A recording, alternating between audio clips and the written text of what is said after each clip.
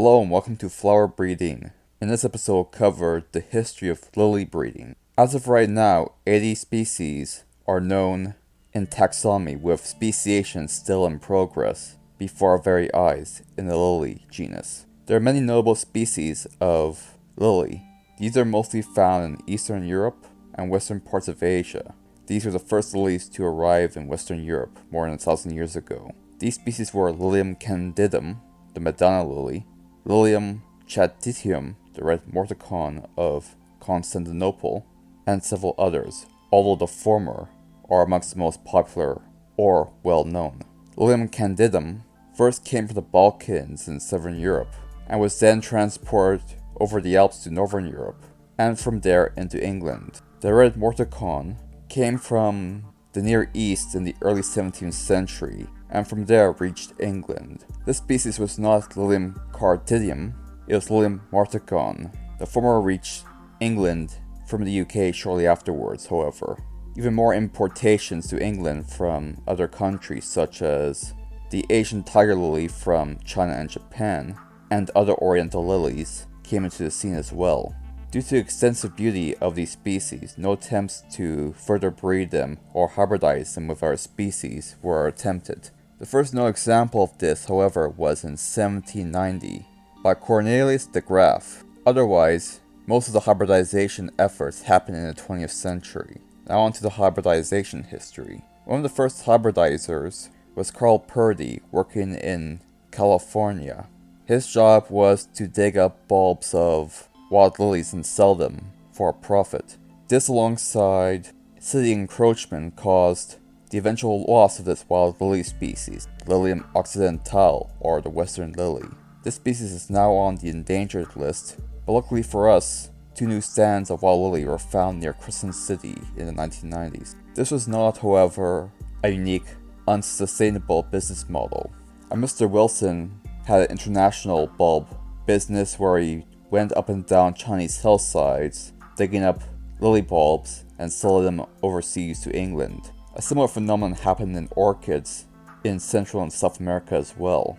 But as a breeder, he was quite interested in using these cultivars for breeding, sending several varieties of the species to Luther Bank, alongside other native lily species such as Lilium pandilium and Lilium humboldtii. These 3 species were used for crossbreeding different varieties of new lily. Lilium perrier was later added to this breeding stock. The early forms of these hybrids were unstable.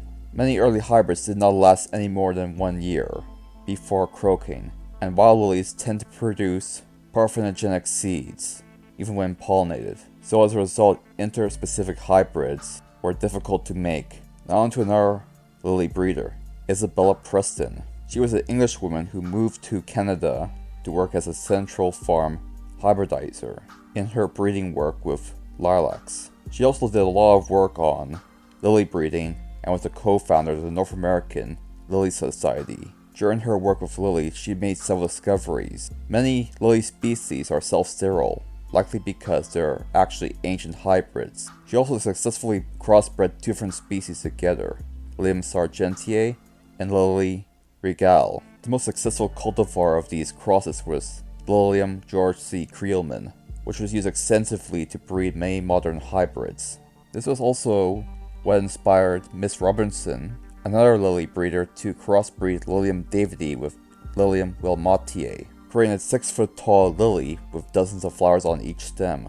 Isabella Preston later bred Lilium davidi with Lilium darkarium to breed another series of hybrid lilies. These then became a template for further breeding or reverse engineering for many modern breeders. Now on to lily improvement.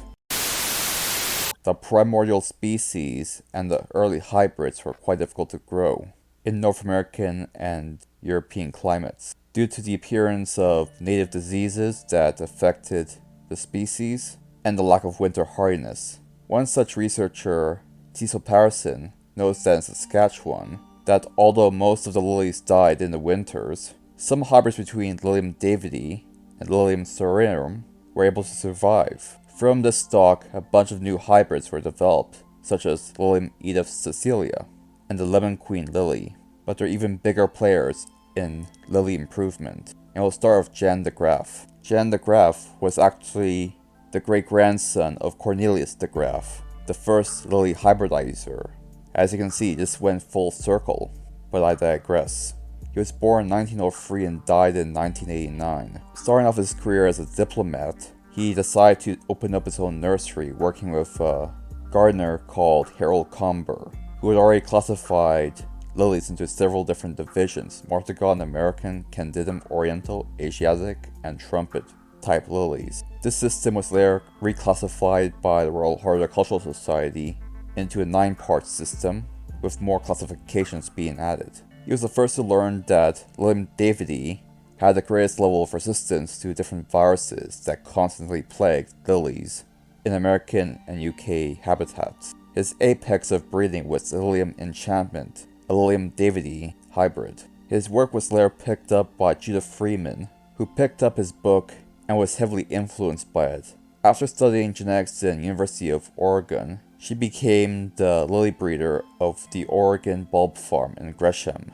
Now on to our last breeder. Samuel L. Emswer was born in 1898 and died in 1966. He was a director of the USDA National Arboretum with particular interests in plant breeding and genetics.